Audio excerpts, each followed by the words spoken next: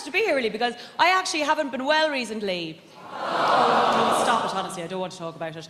But if you insist, I really haven't though, so that's why I'm delighted to get here today. I was rushed to A&E recently with terrible abdominal problems, just hideous pains all up and down my tummy and around my sides, and I was rushed to A&E.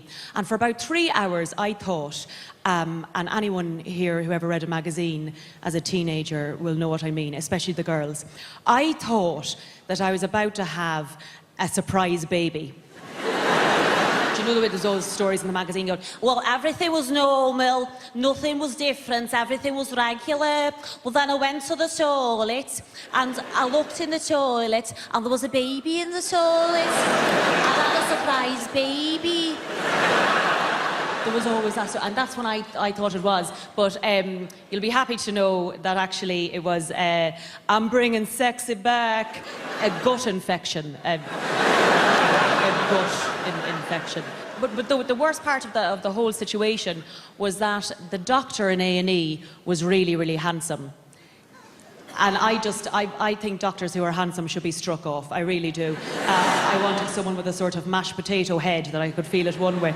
But instead, this man was really handsome. He said to me, what seems to be the problem? And I was like, well, doctor, my problem is that I'm too cute. Cheers me. I mean, how could I tell him that I thought I was having a surprise baby or else I was waiting for a poo? I mean, you couldn't, you know. And once we find out which one it is, do you want to go for a drink? It's really quite terrible. But the doctor did get quite worried about me. He was like, Aisling, you're going to have to get out of the house during the day.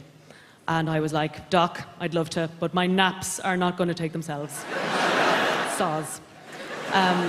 But my mother was equally worried. She was like, Aisling, just try and get out of the house and maybe do some exercise. Build up your strength and your muscle. Do a bit of exercise.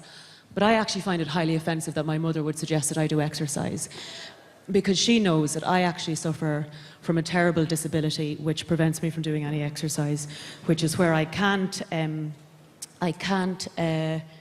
arsed. I can't be arsed. I really just can't be arsed. I just kind of can't be. And I would love to be arsed. I would love to be one of those people who's naturally arsed to do things, but I just sort of can't be. And I mean, my disability affects me in so many ways. My ability to clean the bottom of the dustbin, ring my aunties back at Christmas. I would love to, but I just sort of can't be arsed too.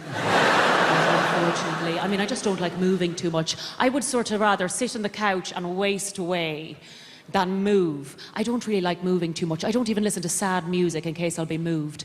That's just sort of bad. And I think the reason that I don't like exercise is because the school I went to didn't have much money. So the sports facilities weren't great. And so a lot of the sort of sport and exercise we used to do used to leave us really pregnant, really pregnant. So the habit's just not there. It really isn't. And I would love to be into exercise and stuff, but I just can't be arsed, I'll be honest. And you know, I did get tricked into going to Pilates class because I thought it was pronounced pilots. I was there for about 15 minutes going, I wonder when they're going to let us fly the planes. My friend Brona suggested that I do something social, like ping pong table tennis. I mean, the ball moves too fast. I can never see it. To me, ping pong just looks like two perverts spanking a ghost. Just don't understand it. Do you know what I get a buzz out of? Sitting down. I love sitting down. I do. I love sitting down. I even tried to do this gig sitting down, but they said they couldn't legally classify it as stand-up. Hi-oh! But yes, I really do love sitting down. You know the way you always hear those stories in the tabloids about those men who were found sat down in a chair, dead and alone, and they hadn't been found for days, and they were sat there covered in their own wee. Oh no. What those stories never mention is the smile on that man's face. But my mother said to me, she was like, Aisling, if you don't start doing exercise, then you could end up becoming fat thin. And I said, Jesus, Mary and Joseph and all of his carpenter friends. What is fat thin? Oh, Aisling, I read about it in a women's magazine. A women's magazine. The only targets of women's magazines are other women.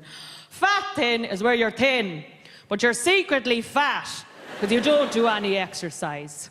You can also be thin fat, thin, too fat, too thin, thin in the wrong place, thin in the right place, fat in the wrong place, fat in the right place. But no matter what you do, no matter what you try, you are definitely wrong. And I said, Mother, as if I don't have enough problems in my life trying to walk down the street at night and not get raped, trying to live in a society where 25-year-old women are sticking plastic and poison in their faces, so by the time they get to their 40s and 50s, they've nothing to do to themselves but pull out their eyeballs and stick babies' eyeballs in instead. We live in a world where it's a tragedy to die young, so we're all pumped full of stuff to make us live longer, but nobody wants to do anything as unnatural as look older. Oh no, wouldn't that be mad to look older and be older?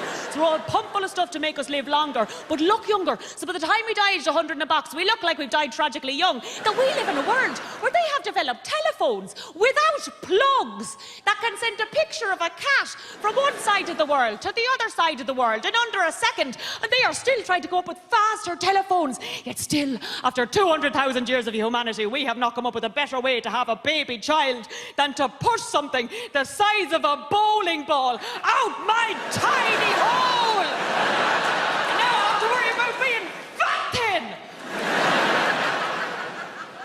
I said, go shove it up your floop, Mother. I didn't actually tell my mother to go and shove it up her floop. I agreed to go to a Zumba class.